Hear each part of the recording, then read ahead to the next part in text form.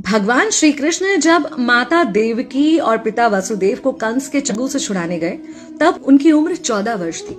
उनकी माता ने उनसे पूछा कि बेटा तुम तो भगवान हो, तो तुम हमें पहले ही कंस के चंगुल से छुड़ा सकते थे, इतनी देर क्यों कर दी?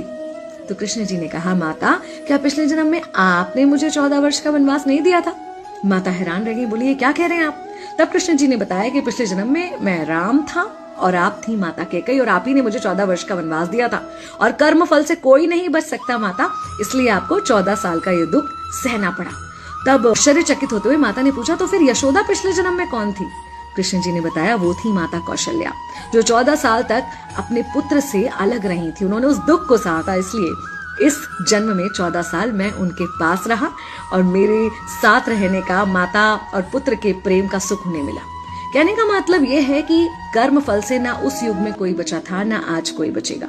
खुद भगवान भी कर्म फल से नहीं बच सकते, इसलिए अपने हर एक कर्म को बहुत सोच समझ कर कीजिए, क्योंकि जिसके भी खिलाफ आप कुछ गलत कर रहे हैं उससे आपकी शत्रुता कुछ समय या शायद एक जन्म की है, लेकिन उसके साथ कुछ गलत करके आप अपने कई जन्म बिगाड़ सकते हैं।